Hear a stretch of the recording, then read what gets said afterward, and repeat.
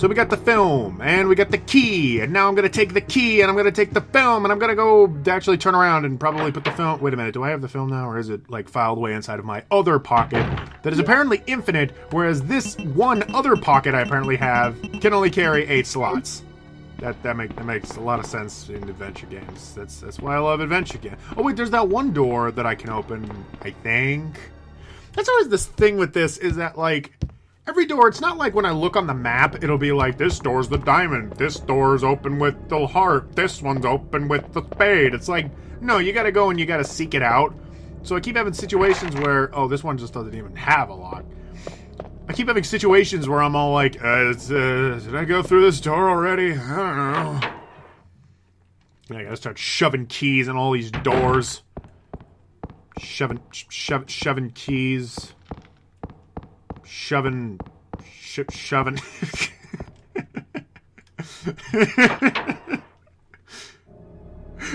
think I found that a little too funny. Just, I'm done. I'm not even gonna go any further than that. That's fucking dumb. Okay, the door is now shut. Doesn't look like I can pass through here. Oh yeah, don't I think this is later. When I get Sherry, I can, like, open... Oh, sweet! Handgun ammo. Okay. Yeah, when I have Sherry, I think I can start going through, like, little hole areas. It's kind of like how, So this game, Resident Evil 2, it comes with 2 discs. One you can play as Claire, one you can play as Leon, and the stories are slightly different depending on which character you play. I mean, like, it's all the same map, and you'll just occasionally bump into each other over the course of your adventure. But what I thought was interesting was how, in Leon's game, you talk to Ada, who, because the first Resident Evil game I ever played was Resident Evil 4, I already know who Leon and Ada are, so for me, I was just like, oh my god, it's them! Yeah, I know those guys, kind of. But for, Claire, for one thing, Claire is completely different for me. This is the first game I've ever played as Claire, and I absolutely adore her. Just like right off the bat, first impression is great. But from what I can tell now, from how much I've played of it, it's like you keep bumping into this girl named Sherry, I think her name is. I only remember this because I remember the fandom always talking about Sherry. That's right, I still need a bomb. So I don't even know what I'm doing, guys. I'm just kind of wandering around, trying to use the door as much as I can. But yeah, it appears like you just keep bumping into this girl. But from what I can assume, from like how Ada's campaign worked, which was every now and then you would bump into Ada and you do some mission with Ada. How that would work is like she would climb over something because she had like some special technique of getting over things. I don't fucking know. It's because she's a lady. She's more acrobatic than a big fat dude. But anyways, I think with Sherry, what it's going to be is that you're going to be like short. Her tiny little kitty legs are able to make it under that big thing, unlike Claire's big butt.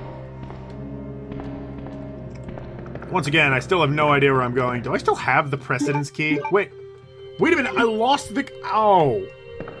So now I have no reason to be here. Okay. Let me just get the gems then, the rubies. And just... Hello everybody, and welcome to Digital Disaster, where I waste your fucking time. Oh, I am so good at this. That's kind of the thing about this game, though, is that, like, you really get lost in all the, okay, what do I have to do? Which is, although, the thing is like, I kind of complain about that, and I say, like, oh, it's so dumb, you get so confused, it's bad. At the same time, like, there are a lot of games where things are laid out for you, and they're all like, okay, so step 1, you have to go do this. Step 2, you have to go do this. Put them both in this place. And I'm like, okay, fine, thanks, I guess. Like, I feel there are a lot of games out there that, if they baby you in that way, and they tell you exactly what to do, then it's just not as rewarding. I think it's because if you literally were to go on a real adventure like this, you would have to figure things out without just God directing you the whole way. So, I think in that way, that's why some people probably respect video games that don't hold your hand. Because it is half the adventure. And that, you know, it's funny that I say, like, fucking, that's like half the adventure. Because I guess that's just sort of how I look at video games, is like, it's an adventure that I just go on every now and then. I'm sure people have made that comparison in the past. You know, that like, oh, a video game is like a second life or something. But like, if you ever were to step back and think about that, then you would have like you have lived the simulation of the most interesting lives in the world. That's pretty fucking cool, actually, now that I think about it. That media, in a way, is sort of this path, or like this passage, for you to live like all these separate different iterations of life. Or to maybe just gain an experience without actually doing it. Welcome everybody to the philosophical podcast. I did think of doing a podcast one time. One single fucking time. No. I've had a few thoughts. I've had a few moments where I was like, I should probably do a podcast. I don't really know, though. Seeing as, like, usually a podcast is much better when you have, like, 5 other people. Oh, but I suppose I could take this time. Hey, Jonas, please wake up. Please, wake up. Okay, thank you, Jonas. So, can you... I speak loudly because I know that because apparently you're far away and I need to speak loudly, I guess. Jonas, I want you to link somewhere. I want you to annotate on this video a podcast that I was in, which is, it's called the Spooky Skeletons Podcast. Jonas, I'll tell you all about it later. But in that podcast, that was a lovely podcast I did with, I believe it was 5 of my friends? I can't exactly count it, but yeah, it was a grand old time, and I don't think it would have been nearly as good if it wasn't for the fact that, like, there was a bunch of us that we all had, like, shit to talk about, and that we're all really good friends. In fact, that was, like, some of the problem of starting this Let's Play channel, was just, like, trying to visualize in my head how to play video games and talk at the same time. That shit's ridiculously difficult. Okay, finally! God, after I killed so much time just talking about nothing, let us move on. That shit wasn't done, though. Some of that was kind of cool. A woman's relief? Wait, what did that say? A woman's relief. What a relief! There's a hole about the size of a fist in your boobs. Is that a cleavage problem, or is that like a... Is that just like who you are? Oh my god! Pre-rendered cutscenes! They look so real!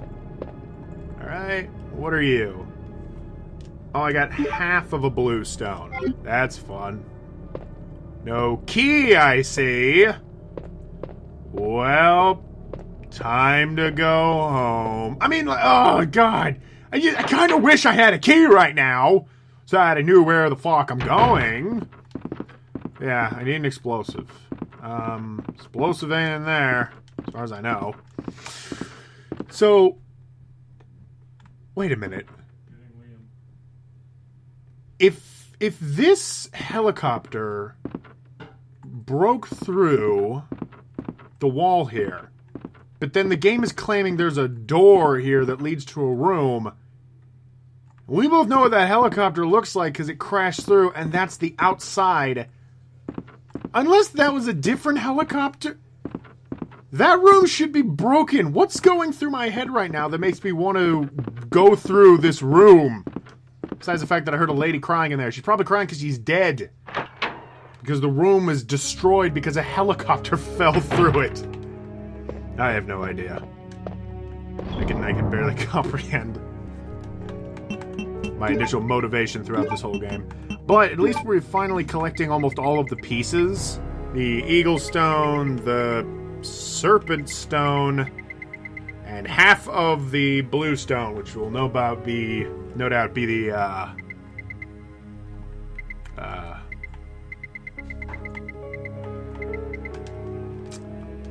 I'm really doing good on this one. Can't even think of a pun. What kind of human being am I? I can't even think of a pun. Ugh. Alright. Oh, and also, Jonas, if there's ever a moment where I'm, like, wandering around here and what I'm talking about is completely fucking boring, and you don't think it's cool or nothing, just cut out all these little empty bits of me wandering around. At the moment, I have no idea what I'm doing. Ugh.